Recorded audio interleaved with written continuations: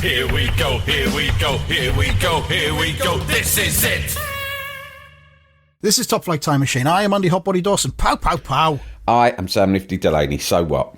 Welcome along. It is the second part of a standalone episode that we're doing. We're looking at something which is an important part at this time of the year, which is summer. And we're on the cusp of the school summer holidays.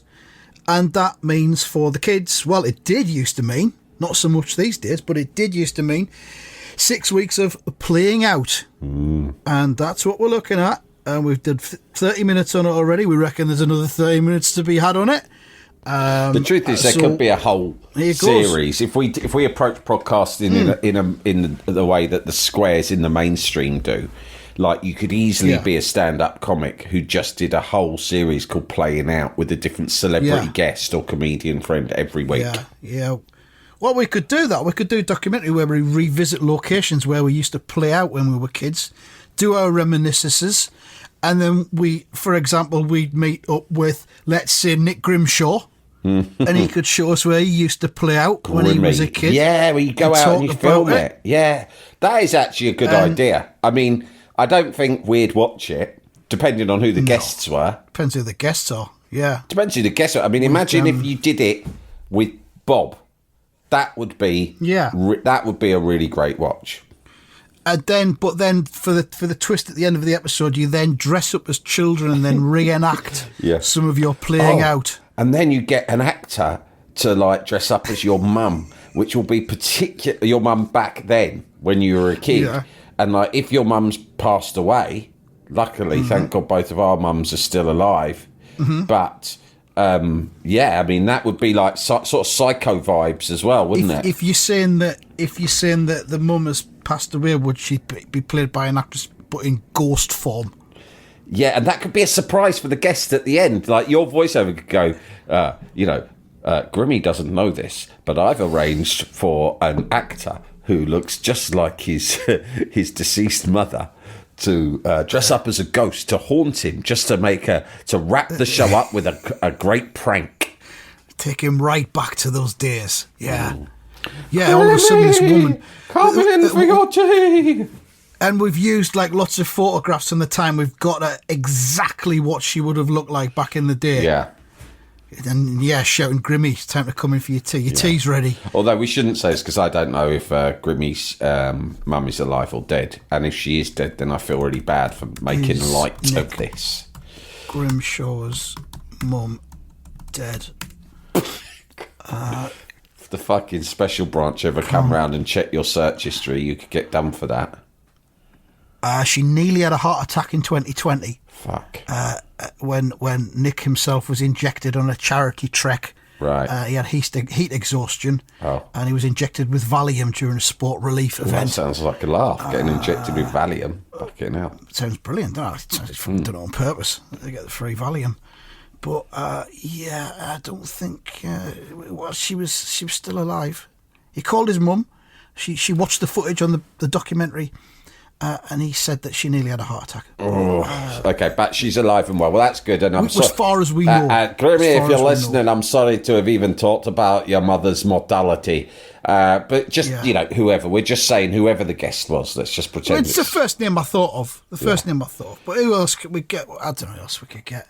Well, I know that you feel quite cynical towards the format of podcasts where a different guest comes on to talk about something around a format. Yeah, a little bit. And I don't listen to many podcasts, as I've said before. I don't have time because of my busy lifestyle.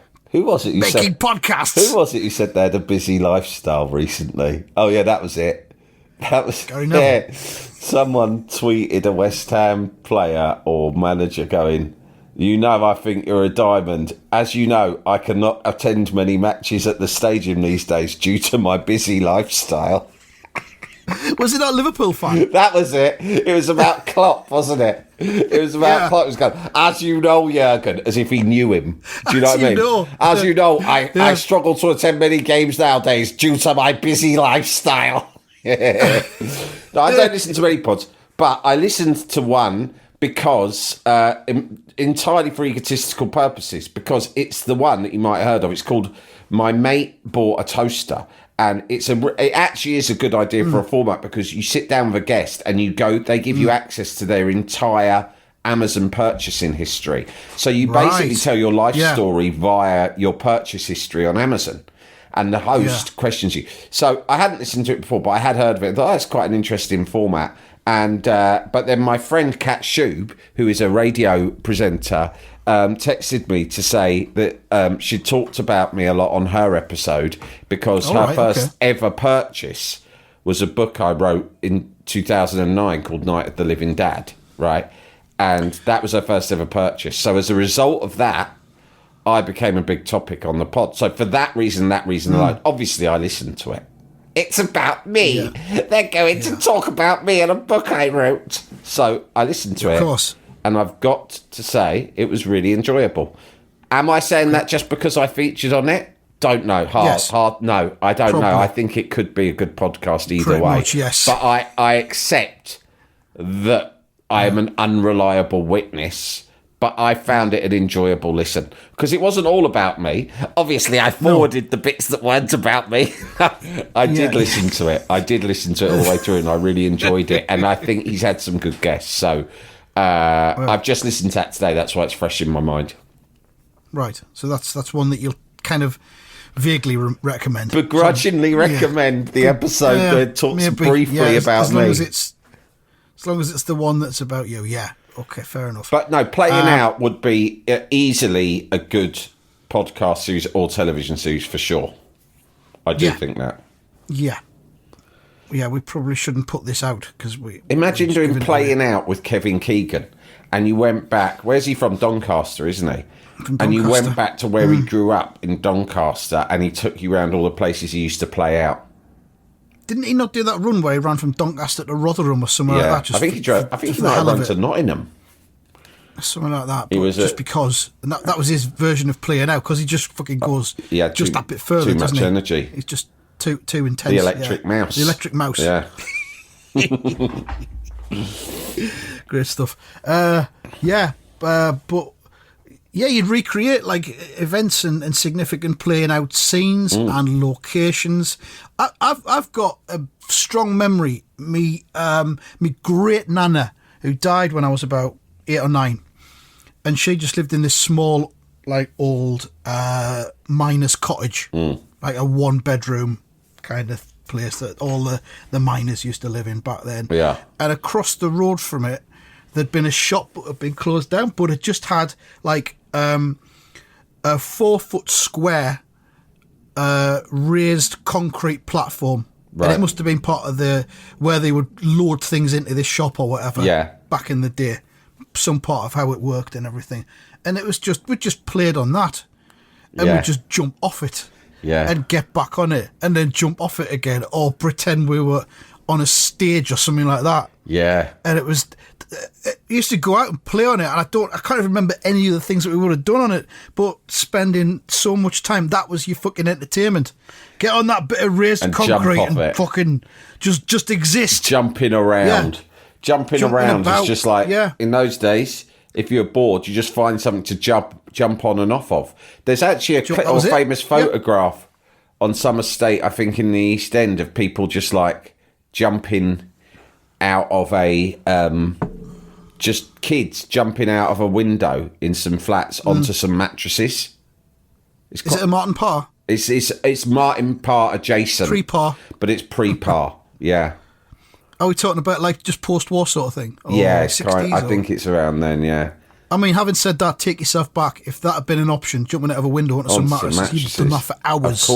Of course, yeah. You'd have done that for fucking hours. Of course, I remember after the war, there was mattresses everywhere, wasn't there? Just lying around. It was, different time. Yeah, they pulled them out of abandoned war bomb shelters and stuff.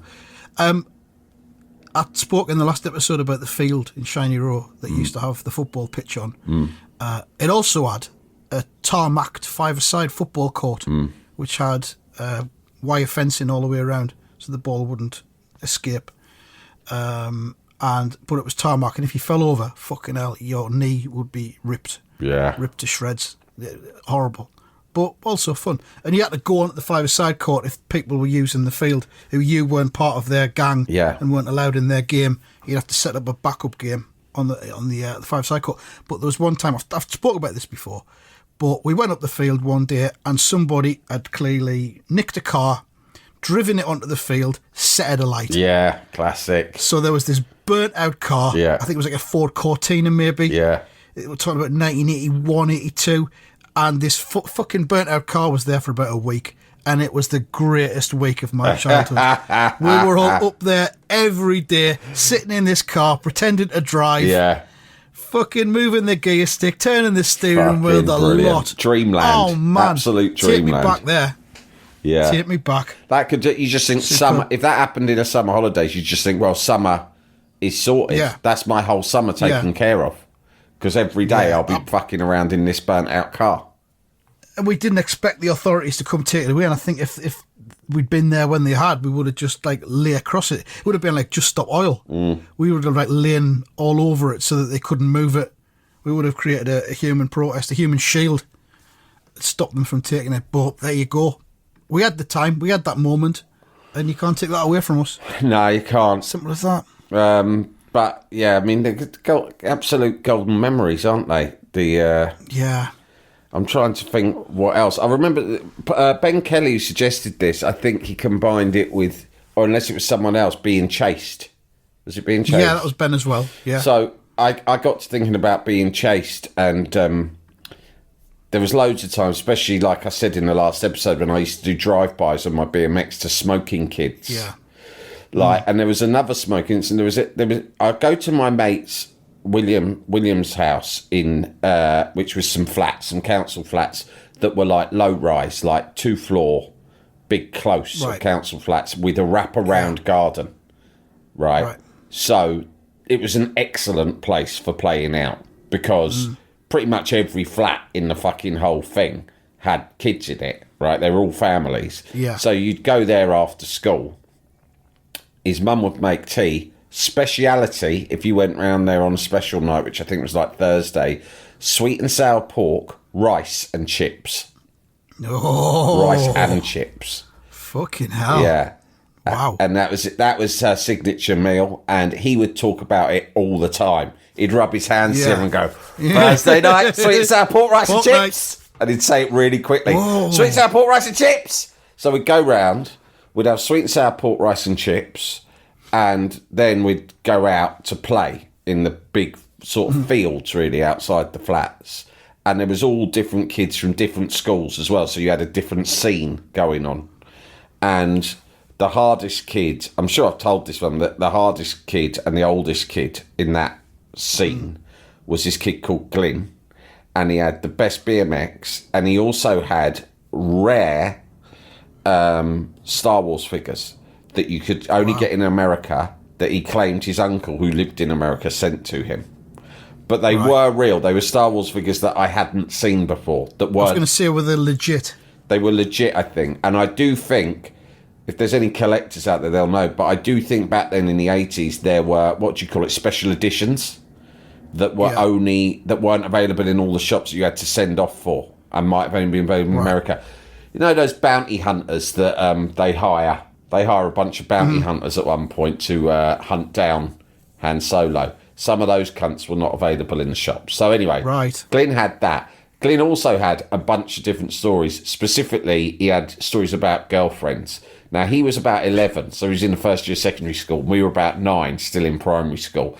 And he would tell us how he went to this youth club and he had a couple of girls on the go there, right? And he was Billy Big Bollocks. He was Billy Big Bollocks down at this youth club, right? And he thought we'd never go to this youth club because it was quite far away from where William lived. What he didn't know was it was right near where I lived, right? Right. So the next time William comes round to mine, I go, right, let's go round to that youth club that he's been going on about. I know where it is, and we'll see if this is all true. He says he's got this going on, that going on. He's the top boy over there. He's got 2 birds. Let's go round there and check it out. So he goes, all right. So we walk round there, bump into a couple of girls, get talking to them, say, do you know this kid, Glyn? They never heard of him. So we thought, that's weird, 'cause he was making out that he was the main man here. So then we go and look in the youth club, no sign of him. Then we walk outside and we see on a roof, next to where the youth club was, which was in a school, on a roof, right, of some flats, a flat roof, we see Glyn. And he's up there with one other boy and they're smoking fags. Whoa. And that's all they're doing. Jalapeño. Jalapeño. So he's not right in the thick, being the top boy in the youth club, who everyone fears. He's not snogging or fingering two girls simultaneously, which is the sort of shit he'd been telling us about. He's up on the roof of some flats, away from everyone else, smoking fags with his nerdy mate, right? So, of course, we were left with no option.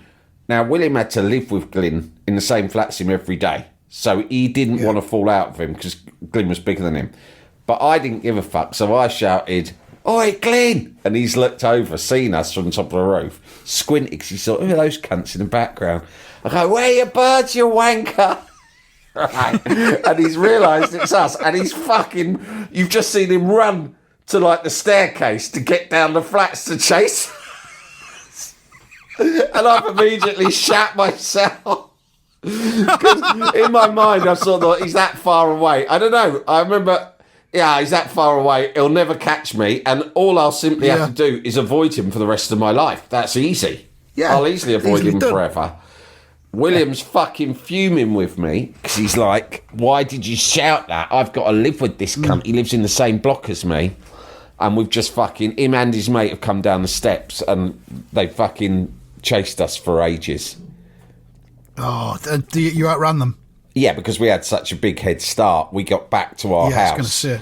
But I think William paid the price. I don't know if he took a beating, but back at his flats the next day, he certainly had strong words with him. And I just said to him, "Well, blame it all on me."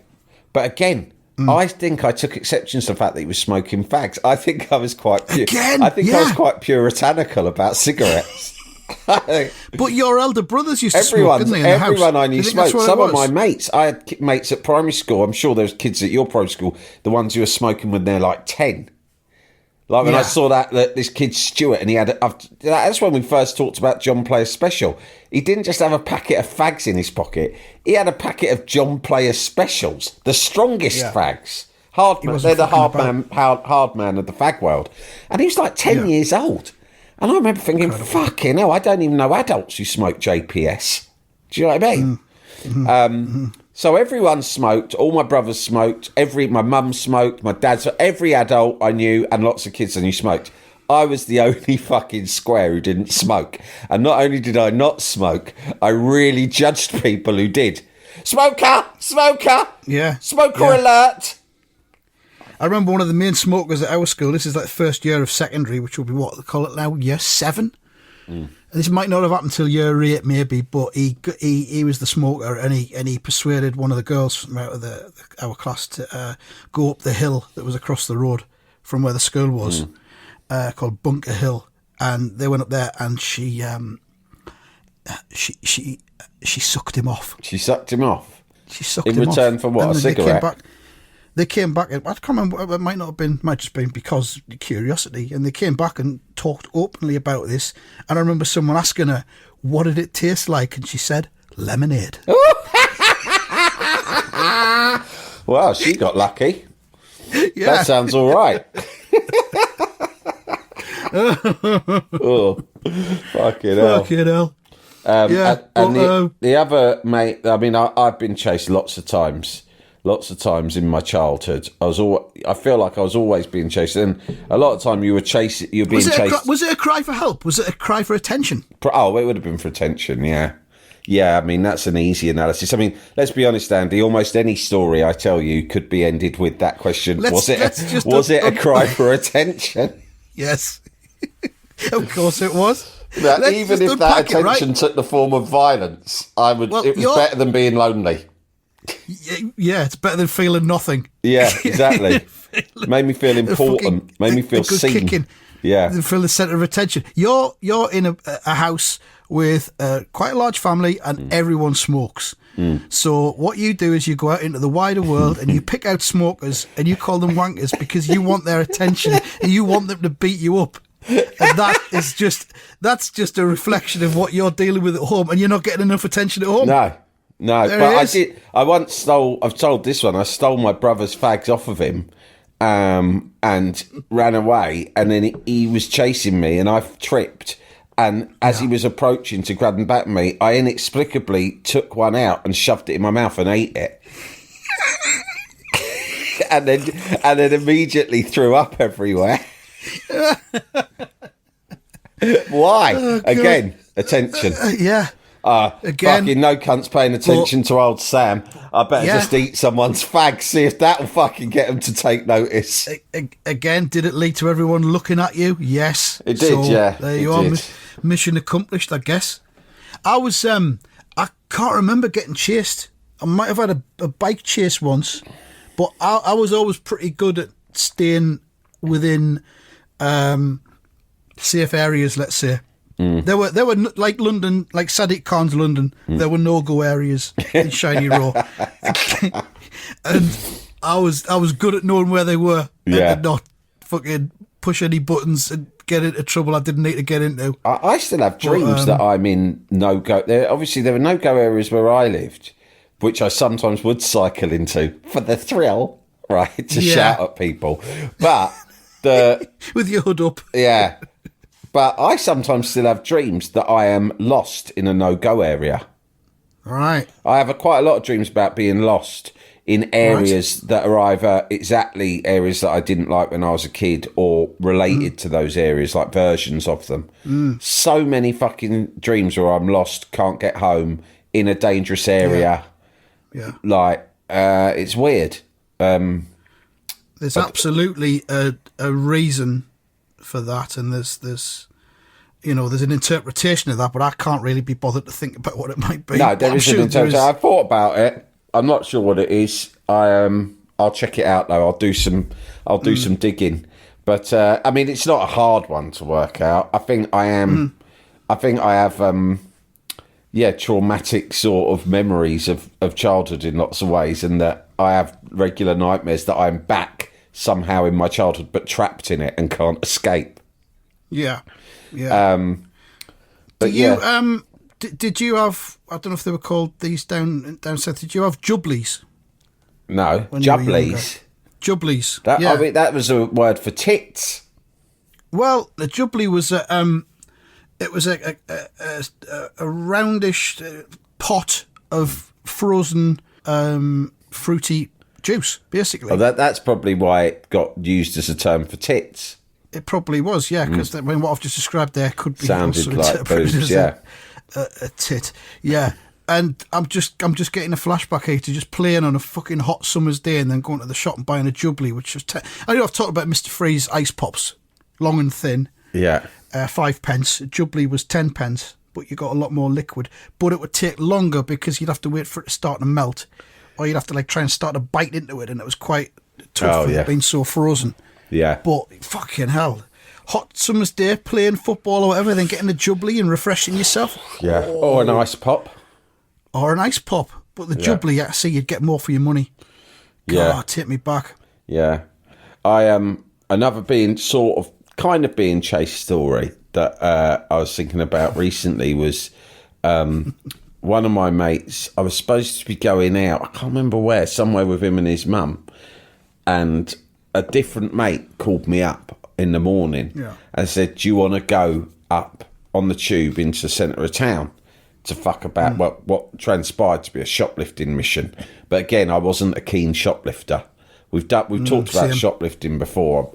I dabbled in it, but I was not good at it, and I didn't enjoy it, and it was like it ended in disaster. But the mate who wanted to go into town to the shops, like to go around places like Hamleys or whatever, Yeah.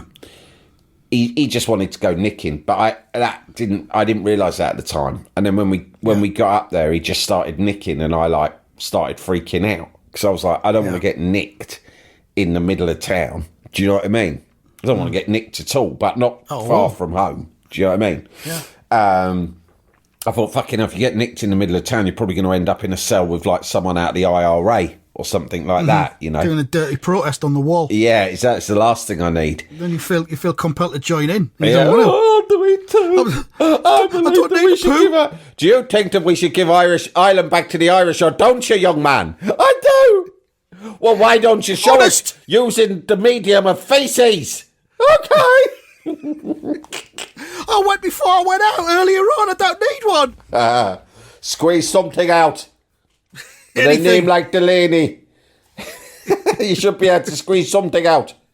Not driving On command. When's my lawyer getting here? I'm third generation. My family's been over here for centuries. Don't give me that claptrap. My lawyer should be here any minute. Maybe he can get me out of this. Don't you worry about your lawyer. Michael Kennedy's coming. What I did was, I said to my mum, okay, so and so, I won't name them, but let's say, Dave, I'm supposed to be going somewhere with Dave and his mum, but I've had a better offer from Jack, who wants to go into town. I want to do that. And my mum said, well, Sam, you've got arrangements already. You can't just cancel them with Dave. That's not fair. And I said, I'm going to. And she said, well, what are you going to do? I said, I'm going to say I'm ill. And she said, well, if that's what you want to do, do it. But just imagine how you'd feel if you were out and you bumped into Dave and his mum. Yeah. Having lied to him. And I'm like, come off it, man. Don't be so fucking naive. I'm going up 10 million west, people tonight. in this city. That's not how it works. There's 10 million fucking cunts walking about. What are the chances I'm going to bump into Dave? She went, all right then, but I warned you. So I go round to Jack's and we meet up at his house, and then we walk up to the tube station to get the tube into the West End. And as we're walking along, I hear beep, beep. And I look round, right? And it's my mate. And this isn't a random mate. This is like one of my best mates, right? I'm calling him Dave for the purposes of the story, right? Because I still feel guilty about this, right? And he goes, and he beeps. And I go, fuck. I go, who's that? And it's a van. And his mum drove a van for her work, right? So I straight away knew it was him because it was a distinctive van. I go, fuck, it's Dave and his mum. And Jack, who already knew the tickle that I'd lied about being ill, he goes, I don't know why, he just goes, quick, run. So he started running, right? It's so weird. Like, he was with his mum. I don't know what we thought, that his mum and him were going to get out and beat us up for life. But we decided to run, an right? arrangement. Because that's what you do when you're a kid. If there's any panic, you just instantly think, run, fight or flight. Fight or flight. Fight or flight. Yeah. So we run, but the van's still going along the street beside us, right? So we run, we get a bit ahead of it when it gets stuck in a bit of traffic. And we must have been watching too much The Professionals or Starsky and Hutch, because we get to a wire fence, right? And my mate Jack has gone, quick, bunk over the fence. Right? So we start scrambling up. This is all completely unnecessary, right? And we fucking climbed up a fence, and he's got one leg over the top, and I'm struggling, climbing really shitly to get my leg over the top of this not that high fence. And suddenly the van just rolls up next to us really casually, and my mate winds the window down, and he goes, all right? And I've got one leg over the top of this fence, and I go, all right? And he goes, what are you doing? And I go, and I'm scrabbling in my mind to think, how can I explain this? That just an hour ago, I was pretending to cough on the phone and putting on illness and telling him that I had to stay home today. And now just an hour later, he's caught me climbing over a fence miles from home, right?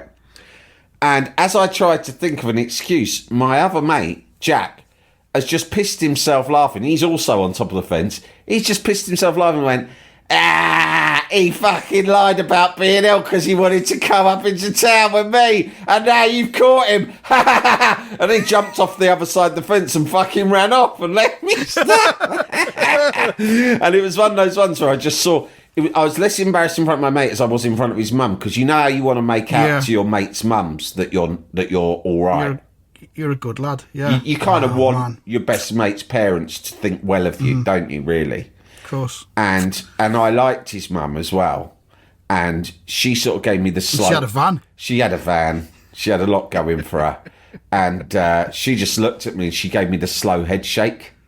Oh, man. She gave me the, "This is Sam. I thought you were a nice boy, but looking at Look you at now, who you really are." stuck on a fence, as your other mate fucking deserts you." Right.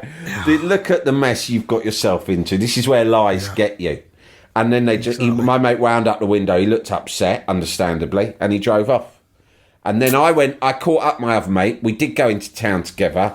He started nicking. I shat myself, came home, told my mum what had happened, probably cried because I was ashamed of everything that had happened that day.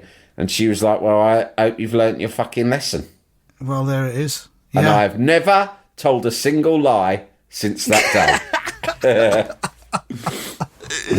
Well, there we are. We'll leave playing out there on a note of what can go wrong when playing out gets out of hand. Yeah, it's been a good couple episodes. Yes, I really liked it. Yeah. And we'll do another single issue thing in the next few days. Thank you very much for listening. That's that. That's that.